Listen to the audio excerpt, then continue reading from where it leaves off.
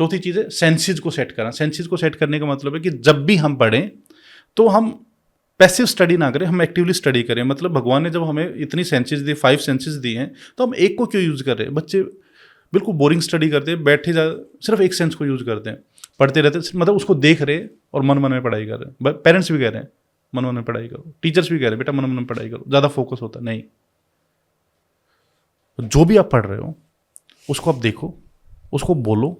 बोलने का मतलब चिल्लाना नहीं, आराम आराम से उसको बोलो, जोर जोर से बोलना है आपको। हाँ, जोर जोर से नहीं, मतलब नॉर्मल बोलना, मतलब आवाज निकलनी है, मन मन में नहीं पढ़ना आपको। हाँ, बोल बोल के पढ़ना है।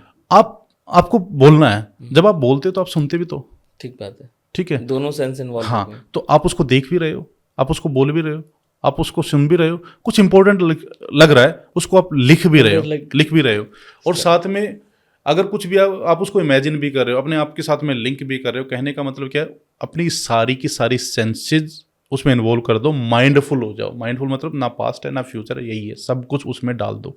तो वो इनपुट जो होगा ना वो बहुत ज़्यादा स्ट्रेंथन हो जाता है, बहुत ताकतवर हो जाता है जब ब्रेन में इनपुट स्ट्रॉन्ग जा रहा है, क्योंकि बहुत सारे चैनल्स के थ्रू जा रहा है, आपके आइज के थ्रू, आपके बोलने के थ्रू, आपके ईयर्स के थ्रू, आपके टच के थ्रू, बहुत सारे चैनल्स के थ्रू जब इनपुट जा रहा है तो वो स्ट्रॉन्ग जा रहा है, तो आउटपुट कैसा आएगा?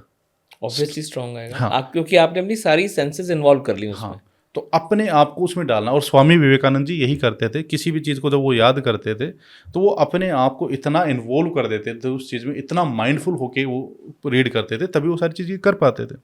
तो सेंसेस, तो जब हम स्टडी करेंगे तो सेंसेस को इन्वॉल्व करेंगे तो सेंस सेट हो गई। उसके बाद एक होता है भाई फिक्स योर प्लेस, और एक होता है फिक्स योर टाइम। मैं आपसे एक छोटी सी बात बोलता हूँ। सबसे पहले टाइम की बात लेते हैं कि आपका पढ़ने का जो समय होना चाहिए वो भी फिक्स होना चाहिए। फिक्स क्यों होना चाहिए? क्योंकि बॉडी में एक बायोलॉजिकल क्लॉक होती है, जैविक घड़ी जिसे बोलते हैं, है ना। मुझे सुबह उठने की आदत नहीं है और मुझे आदत बनानी है। मान लीजिए सुबह 5 बजे उठना है आपको, ठीक है, तो पहले दिन आपको प्रॉब्लम आएगी। पहले दिन अगर आपको 5 बजे उठना प्रॉब्लम आएगी, दूसरे दिन आएगी, तीसरे दिन आएगी, लेकिन लगातार कुछ दिन तक 20 से 21 दिन आपने ये किया तो क्या होगा? हमारी आदत चेंज हो जाएगी, सुबह उठना आसान हो जाएगा। 20-21 दिन के बाद में अपने आप बिना अलार्म के आपकी आंख खुल जाएगी और वो आपका नेचर बन चुका होगा, वो आपकी फितरत बन चुकी होगी, वो आपकी हैबिट बन चुकी होगी, क्योंकि वो जो समय है फिक्स किया था वो आपकी बायोलॉजिकल क्लॉक में सेव हो चुका होगा। राइट, ठीक है। ऐसे ही मान लीजिए मुझे पढ़ने की आदत नहीं है, सुबह या शाम को मुझे एक आदत बनानी है, मुझे शाम को 6 बजे पढ़ना है। एक दिन मन नहीं करेगा, 2 दिन मन नहीं करेगा, 3 दिन मन नहीं करेगा, लेकिन लगातार हम उस टाइम पे फिक्स टाइम पे पढ़ना शुरू कर देते हैं तो क्या होगा?